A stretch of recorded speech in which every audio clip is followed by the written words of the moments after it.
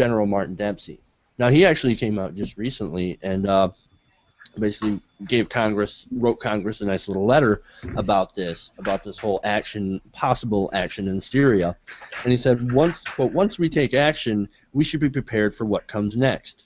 Deeper involvement is hard to avoid. And he means, boots on the ground. Okay? Exactly. Boots on the ground. He said, quote, "We have learned from the past 10 years, however, that it is not enough to simply alter the balance of military power without careful consideration of what is necessary in order to preserve a functioning state." And he's basically talking about, once again, nation building and how we should have learned from the past 10 years. I don't think we have, because once again, we're right back at it, doing it again. And he actually goes in and breaks down, gives a kind of a rough estimate of the cost, I guess. He said that training the rebels in tactics and weapons, and this is the 5 different scenarios that he kind of pointed out, that things that we could possibly do for the rebels.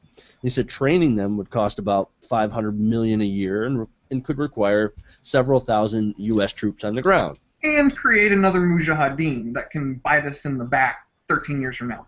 Yep. And then there's, of course, establishing a no-fly zone. That would cost $1 billion a month.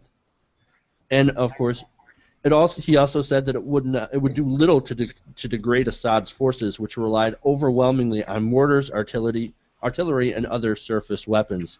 They don't even have that much of an air force, so what would a no-fly zone do? And then, of course, creating a buffer zone for training rebel forces in Jordan or Turkey, more mujahideen, right? Yeah. It would also cost $1 billion a month, 1 month. And this, of course, would be for 3 months, because that was how long they voted for their limited action to be. The next level would be limited standoff strikes to degrade the Assad military. But, of course, Dempsey said that these would require hundreds of aircraft, ships, submarines, and other enablers, with costs running into the billions. So much money being spent on doing this, and yet we can't even agree to to offset the sequester.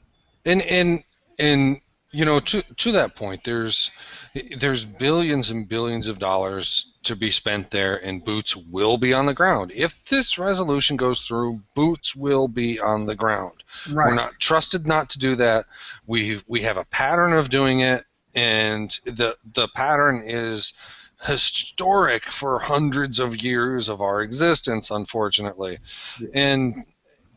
And it just doesn't make sense to get into spending billions and billions of dollars on it, and especially with Kerry's definite paraphrasing, as Brian put it. He absolutely did paraphrase and say, and again just a few minutes ago reiterated that in an interview, that we are the only ones who can do it as world police. And I've also seen the media, pundits, spit that same bullshit out, and it's just not true. Why does it always come down to us? It's just not true.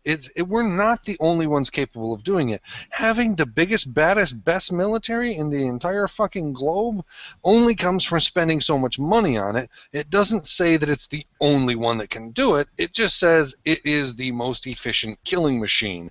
Well, you don't have to use the most efficient killing machine to solve this problem, do you? Can't one of the lesser efficient killing machines be used to cause some killing?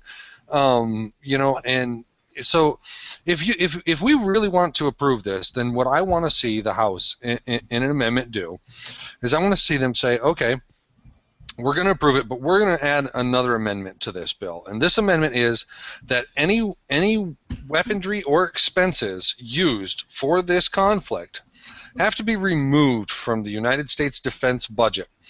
And when the budget is lowered, it has to compound on top of the lowering and also be removed again from future budgets. And it must be depleted for the next 20 years. Any ammunitions or fuels used cannot be replaced by the U.S. military or housed by the U.S. military for 20 years. Now, you throw this shit in there, and now all of a sudden the defense contractor's going, wait a minute, we're not going to fucking make a dime out of this goddamn conflict? Hold on a minute. Then you're going to see a little bit less media attention and stuff, because fuck, if the defense contractors ain't going to make any money out of it, now all of a sudden I bet the moral issue fucking changes real quick. Finally, you address the elephant in the room, the defense contractors. That's pretty much the only reason that we continue to go to war all the time, because you got to feed the beast. You got to feed that military-industrial complex, and that's exactly what we're doing.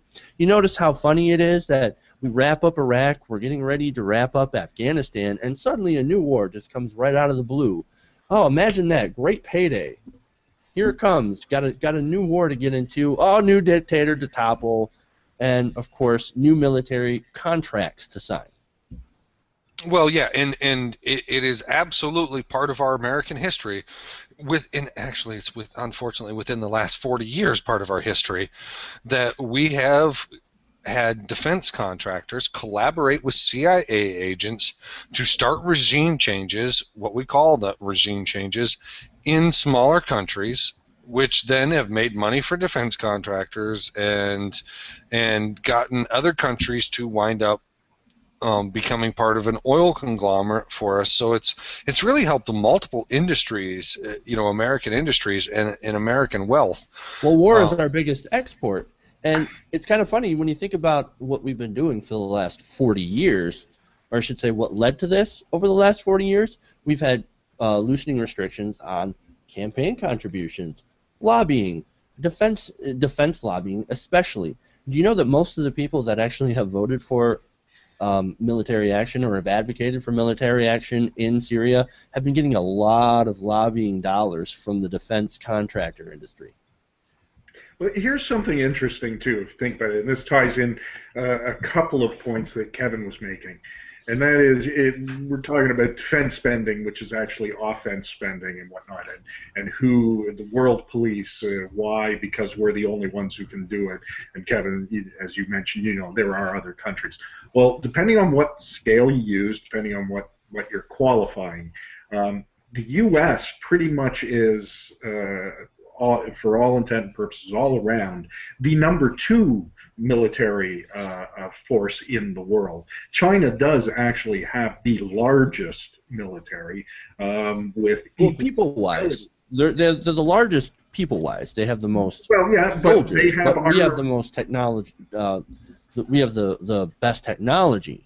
Yes, but again, they still have the largest military. They have it equipped. They could do things. And their spending, what is their defense spending? It is, what is it? But theirs is actually defense spending, as opposed to how Kevin was talking about it, because everything they do with their military is confined within their borders to defend their country and make sure others aren't coming over to do anything to them. Right, and their allies. Whereas the U.S. takes all their money and goes and kills other countries to try and make themselves, to puff up their chest and feel better. Yeah, you guys were talking about how much money talks, and there's a link here that I've got to the Daily Mail that says senators who backed the Syria resolution got 83% more defense lobby money than those who voted against it. Huh. I'm sure that's just a coincidence, though. Oh, of course. Just a coincidence. Just a coincidence. Wolf-pack.com. Get money out of politics.